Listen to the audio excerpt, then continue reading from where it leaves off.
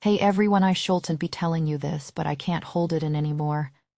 Last night, at 17, I was lying in my husband's bed while he slept beside me, married for 12 years to a kind but exhausted sailor Iman who comes home late and barely notices me anymore.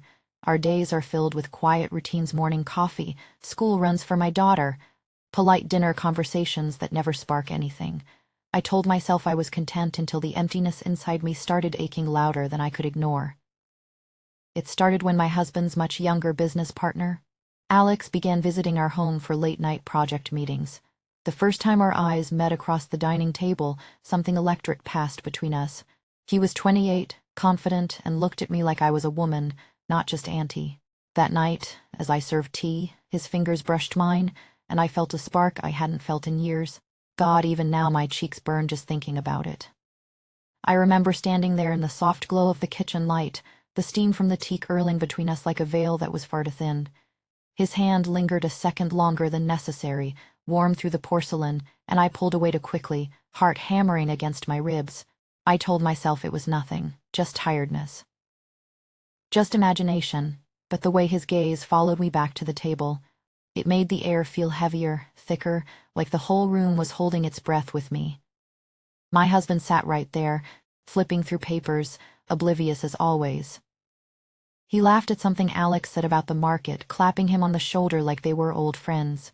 I kept my eyes down on my cup, but I could feel Alex watching, not staring, noticing, the way the silk of my blouse moved when I breathed. The loose strand of hair I tucked behind my ear. Dangerous things. Later, when I cleared the cups, he stood to help. Our shoulders brushed in the narrow doorway, so close I caught the clean, woody scent of his cologne mixed with something warmer, something that made my stomach tighten. "Thank you, Mrs. Chen," he murmured, voice low enough that only I could hear. Not Auntie, Mrs. Chen, like he was tasting the name on his tongue. My breath caught. I nodded, not trusting myself to speak, and hurried back to the sink. That night, after my husband had already fallen asleep, I lay awake staring at the ceiling. The house was quiet except for the faint tick of the clock and the soft sound of his breathing beside me. But my skin still remembered that accidental touch. My mind kept replaying the way Alex's eyes had darkened for just a moment when our fingers met. I pressed my thighs together under the sheets, ashamed of the slow heat building low in my belly. "I'm a wife, a mother. This is wrong." I whispered it to myself like a prayer, but the words felt hollow, full of energy and hunger, looking at me like I was something worth wanting again. The ache inside me whispered back, just a look, just a touch. What harm could that do? The next few evenings he came again, always polite, always professional in front of my husband, but each time our paths crossed in the hallway, reaching for the same folder, or when I passed him a glass of water, the space between us felt smaller, charged, like static before a storm. I started noticing how his shirt stretched across his shoulders when he leaned over the table. How his laugh was deep and easy, nothing like the tired sighs I heard at home. One night, tired sighs I heard at home. As I walked him to the door after the meeting ran late, he paused on the threshold. The porch light cast shadows across his face, making him look even younger, even more untouchable. "You make these long nights bearable," he said softly, eyes locking on mine. His hand hovered near my arm, not quite touching. Close enough that I could feel the warmth radiating from his skin. I forgot how to breathe for a second. My lips parted, but no words came. He smiled, then small, knowing, and stepped back into the night. I closed the door and leaned against it, legs unsteady. My husband called from the living room asking if everything was okay. I answered yes, voice too bright to steady, but inside, something was already shifting. Cracking open, a crack I wasn't sure I could close again. Last night, after another meeting that stretched past midnight, Alex stayed to help my husband with one last report. I brought them coffee, trying to keep my hands from shaking. When I set the cup down beside Alex, his knee brushed mine under the table. Deliberate this time, slow, the contact sent a rush through me so sharp I nearly gasped. I pulled away, but not before our eyes met again. In that split second, everything unsaid hung between us, heavy, magnetic, impossible to ignore. Now here I am, hours later, lying beside my sleeping husband with another man's scent still on my skin and my body humming with a hunger I thought had died years ago. I know I should stop this before it goes any further. I know the risks. The guilt already tastes bitter on my tongue. But when I close my eyes, I can still feel that brush of his knee, that almost touch. And the ache inside me whispers that tomorrow night, when he comes again, I might not pull away so quickly. The weeks blurred into a haze of stolen glances and half-spoken words. Every evening Alex arrived with his laptop under one arm, ready to help my husband untangle the latest business angle. But the moment my husband stepped into the next room for a call, Alex's eyes found Strauss the table. They lingered just a second too long, dark and steady, like he was memorizing the curve of my neck. "You look beautiful tonight, Mrs." He murmured once, voice low enough that only I could hear. My husband laughed from the hallway, oblivious, calling it harmless flattery. I smiled weakly, heat rising to my cheeks, and excused myself to the kitchen. I started wearing the perfume H.E.D. once complimented in passing. A soft, warm scent of jasmine and something deeper, like vanilla left in the sun. The first time I passed him in the narrow hallway, he inhaled slowly, eyelids fluttering half-closed. I pretended not to notice, but my pulse thrummed so loudly I was sure he could hear it. Our fingers brushed when I handed him a file. Neither of us pulled away immediately. The air between us thickened, heavy with everything we weren't saying. One stormy evening the rain hammered against the windows like it wanted inside. My husband received an urgent call and had to drive across town, leaving the house suddenly quiet except for the thunder. Alex stayed behind to finish the report, saying the deadline couldn't wait. I brought him tea, trying to keep my hands steady. When the lights flickered and plunged us into darkness, I stumbled forward, reaching for the wall. His arms caught me instead, strong, warm, pulling me against his chest before I could think. For one endless heartbeat we stood there, bodies pressed close, his breath warm against my hair. Rain-scented air swirled around us. Then his lips found mine. The kiss was desperate, hungry, tasting of rain and secrets and the coffee we'd shared earlier. My hands clutched the front of his shirt, fabric bunching under my fingers as guilt and something fiercer crashed through me. I should have pushed him away. I should have remembered my vows, my daughter sleeping upstairs, the life I had built. But his mouth moved against mine with a tenderness that made my knees weak, and for those few stolen seconds I let myself fall into the pull. When the lights came back on, we broke apart, breathing hard. His eyes searched mine, dark with the same conflict I felt. Neither of us spoke. We didn't need to. After that night, the encounters multiplied in hushed, breathless fragments. Quick touches in the kitchen while my husband showered upstairs, his fingers grazing the small of my back, sending sparks across my skin. Late-night drives when he offered to drop off documents, his hand resting on my knee under the dashboard, tracing slow circles that left me trembling. Each time waves of forgotten warmth washed over me, sharp and sweet, reminding me how long it had been since anyone made me feel this alive. He began slipping me small envelopes of cash after helping close one of my husband's deals, whispering that it would ease the bills piling up. The gifts followed: a delicate bracelet, a bottle of the same perfume, things that made our strained finances breathe easier. Every time I accepted them, the guilt twisted deeper, yet the relief made it almost worth the ache. I told myself it was just gratitude. But lying awake beside my sleeping husband, the faint trace of Alex's cologne still clinging to my clothes, I knew the truth. The heat of his palm through thin fabric, the way our eyes locked and held even when my husband was only steps away, was becoming impossible to ignore. Last night, after another late meeting, Alex lingered in the shadowed hallway as I walked him out. The storm had returned, wind rattling the windows.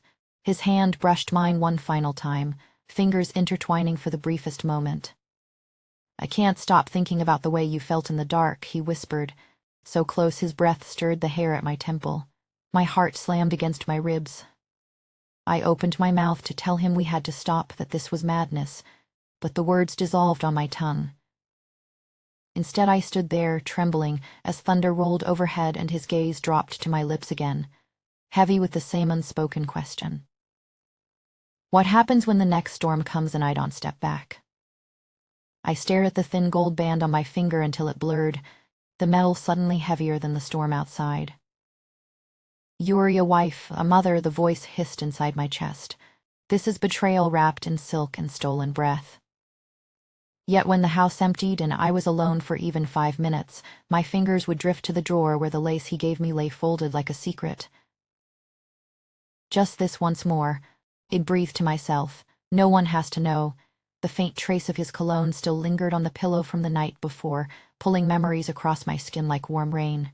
Every time the guilt rose, sharp and choking, I tried to push it down with small, frantic promises. I'm not hurting anyone if it stays hidden. My husband works so hard he deserves peace. Our daughter needs her mother steady and smiling. But the moment my hand brushed that soft fabric, the ache returned, low and insistent, whispering that I had been starving without realizing it. I would close my eyes and remember the way his voice curved around my name. He listened when I spoke about the dreams I had buried years ago, the small paintings I used to make before life became schedules and bills. He laughed at my silly stories from before marriage, the kind my husband had heard 1,000 times and no longer noticed. In the dim guest room while my family slept upstairs, after the quiet urgency that left us both breathless and trembling, he traced a slow line along my arm and whispered, "I can't stop thinking about you. Not just like this, all of you." Something inside me shifted then, deeper than want. I was falling, softly, helplessly, into the way he made me feel seen again, alive in colors I had forgotten existed. I told myself it was still harmless, just words, just comfort. But comfort doesn't make your pulse race when you hear footsteps in the hallway. It doesn't make you check your phone with shaking hands, hoping for one more message that says HES thinking of you too. The breaking point came without warning one quiet evening. We were in the living room, the television murmuring low, his hand resting dangerously close to mine on the cushion. The pull between us had grown magnetic, impossible to ignore. I leaned in just enough for our shoulders to brush, the warmth of him flooding through thin cotton. Then the soft creak of small feet on the stairs. My daughter's voice floated down, sleepy and curious, "Mommy." Panic sliced through me like ice water. I shoved him back with both hands, heart hammering so hard I thought the room would hear it. Silent, melting into the shadows behind the armchair just as she pattered into view, rubbing her eyes. "Why is your face all red? Mommy? Are you okay?" Her innocent gaze searched mine, and I forced a smile that felt like breaking glass. "Just warm, sweetheart. Go back to bed, it'll be up soon." She nodded, trusting, and turned away. The moment her door clicked shut upstairs, I stood there shaking, shame flooding every inch of me, hot and suffocating. How close, how impossibly close. I pressed a hand to my mouth to trap the sob that wanted to escape. This had to end, right now, before everything I loved shattered around me. Yet even as the fear still clawed at my throat, later that same night, when the house had fallen into deep silence and the clock ticked past midnight, my fingers hovered over my phone. I typed the words I swore I wouldn't. "Come back after everyone is asleep. I need you." I hit end before I could delete it, then dropped the phone like it burned. Hating myself, hating the craving that refused to die, I lay there listening to my own ragged breathing, already counting the minutes until I heard the soft knock at the back door, knowing this time the risk was even greater, and still unable to stop myself from wanting it. My husband's even breathing steady beside me like a metronome I no longer recognized. I couldn't escape the ghost of Alex's stubble grazing my neck from hours earlier. The faint melody of that old jazz song we'd played in the guest room still looped softly in my mind, its slow notes wrapping around my thoughts like silked eyes I couldn't loosen. Skin remembered the warmth of him too well. The way his breath had brushed my ear when he whispered my name like it was something precious and forbidden. Silent tears slipped down my cheeks, soaking the pillow. How had I become this woman? Married mother, once so careful with every choice, now risking it all for these stolen fragments of feeling alive again. The ache in my chest twisted sharper. I pressed a hand over my mouth to muffle the sob that threatened to break free, terrified even the walls might judge me. I knew I should end it. Right there in that quiet bedroom where my family slept trusting and unaware, I swore to myself this was the moment. No more messages, no more late-night knocks at the back door. My children deserved a mother who wasn't secretly unraveling, My husband. He still looked at me with the same gentle eyes from our wedding day, even if the spark had faded into comfortable routine. I couldn't keep betraying that. The guilt was drowning me slowly, wave after wave, pulling me under until I forgot how to surface. Yet even as the resolve formed, my body betrayed me again. The memory of Alex's cologne lingering on my clothes, that clean citrus and wood scent that made my pulse quicken, flooded back uninvited.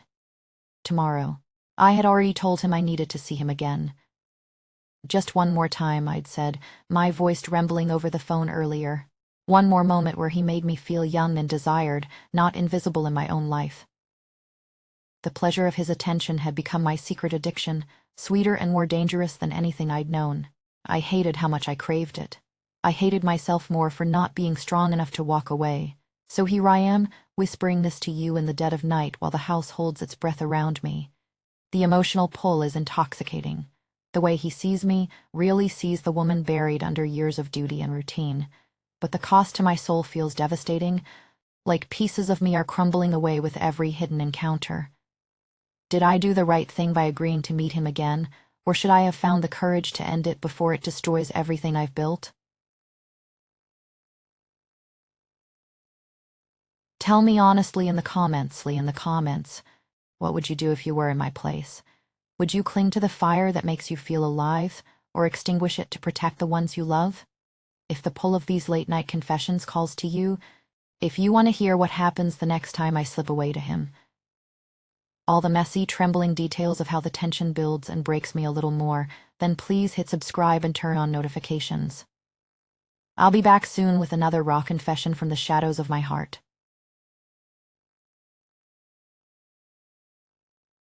Sweet dreams, everyone, or whatever is left of them when the craving refuses to let you sleep.